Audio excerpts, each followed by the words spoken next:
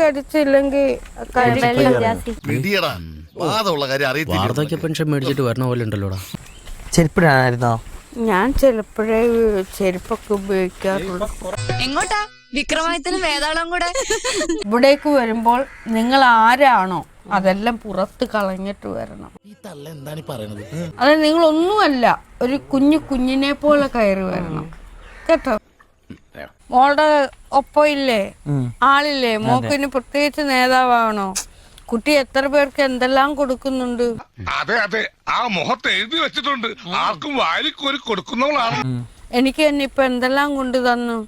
ആഹാരം തന്നില്ലേ മോള്? മോള് ഇവിടെ ജീവിച്ചിരുന്നപ്പോൾ ആഹാരം തന്നില്ലേ നാഗാദേവിക്കും? ഞാൻ ചോദിച്ചാ ദേവി ആണായിട്ടാണോ പെണ്ണായിട്ടാണോ കാണുന്നത്? ഓൻ എന്ത് ജോലി ചെയ്തു? ആ കുട്ടിക്ക് പെണ്ണല്ലേ, അതൊരു പെണ്ണായിട്ടല്ലേ എനിക്ക് കാണാൻ പറ്റുള്ളൂ.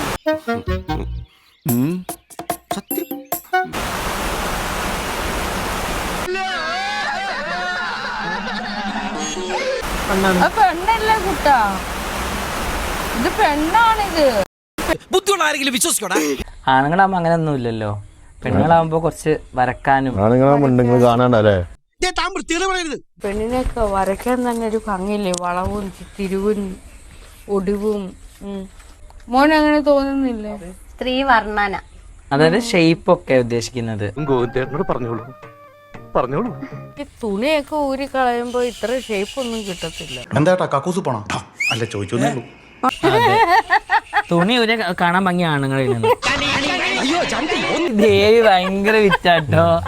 അത് ശരിയാ, ഇന്നലെ മുതലാളി ഒരു കോമഡി പറഞ്ഞിട്ട് ഞാൻ 2 ആഴ്ച ചിരിച്ചു. ഇനി ഞാനിവിടെ നിന്ന് ഡയലോഗ് പറഞ്ഞ കരഞ്ഞു പോകും. ഉസ്മാനെ രക്ഷപ്പെട്ടോ. അനിയാ പോട്ടെ, അമ്പി പോനെ പോട്ടറ. അറിയൊന്നും വിചാരിക്കില്ലേ മക്കളെ, മാമനോടൊന്നും തോന്നല്ലേ.